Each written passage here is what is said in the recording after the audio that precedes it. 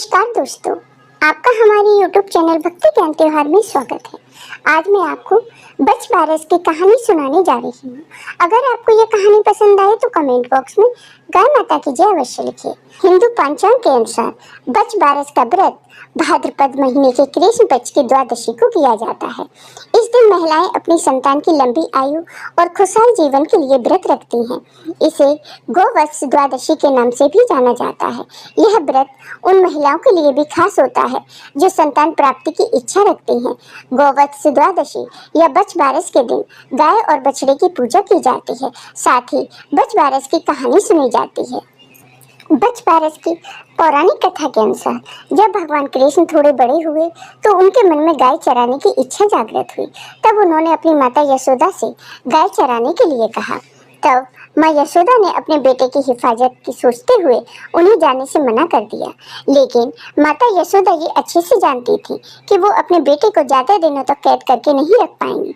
कुछ दिन बाद माता यशोदा ने श्री कृष्ण को गाय चराने जाने की इजाजत दे दी। कहते हैं उस दिन भाद्रपद कृष्ण पक्ष की द्वादशी तिथि थी। यशोदा माता ने अपने लाडले को वन में भेजने से पहले उनकी पसंद के ढेर सारे पकवान बनाए। साथ ही नंद गांव की अन्य महिलाएं भी उस दिन कान्हा के लिए बहुत से उपहार और तरह तरह के पकवान तैयार करके लाईं। इसके बाद गायों को भी सजाया गया और उनके लिए अंकुरित अनाज साथ में बांधे गए। माता यशोदा को अपने बेटे कृष्ण की इतनी चिंता थी कि वह जब तक वापस नहीं लौटे तब तक माता ने कुछ नहीं खाया, सिर्फ अंकुरित अनाज का ही सेवन किया। कहते हैं इसी दिन को बच बारस के रूप में मनाया जाने लगा। एक बार की बात है, भादों का महीना था और बच बारस का त्योहार था। तो वन में इंद्र की इंद्राणियां बच बारस की पूजा करने आईं। वन में एक गाय थी। वह बहुत दुखी थी क्योंकि उसके कोई बच्चा नहीं था। इंद्राणियों ने जब वह गाय देखी तो कहा, चलो बच बारस की पूजा करते हैं। जब इंद्राणियां सिर की तरफ से गाय की पूजा करती तो वह उन्हें सींग मारती और पीछे से पूजा करती तो वह पूंछ मारती। तब इंद्राणियों ने कहा, एक तो हम तुम्हारी पूजा कर रहे हैं और तुम हमें ही मार रही हो, ऐसा क्यों कर रही हो? तब गाय ने कहा, तुम अकेले मेरी पूजा कर रही हो, मेरे साथ बछड़े की भी तो पूजा करो। तब इंद्राणियों ने मिट्टी से बछड़ा बनाया और उस पर संजीवनी के छींटे मारे तो बछड़ा जीवित हो गया और बछड़ा गाय का दूध पीने लगा। गाय बच्चे को पाकर बहुत खुश हुई। फिर इंद्राणियां गाय और बछड़े की पूजा कर वहां से चली गईं।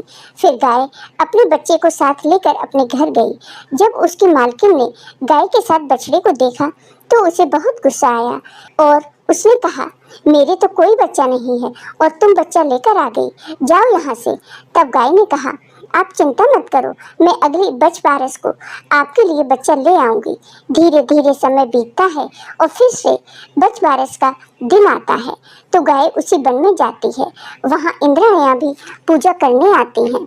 इंद्राणियां जब गाय की पूजा करने लगती हैं तो गाय फिर से उन्हें पूजा नहीं करने देती और मारने लगती है। तो इंद्राणियां कहती हैं कि अब क्या हुआ, तुम हमें पूजा क्यों नहीं करने दे रही?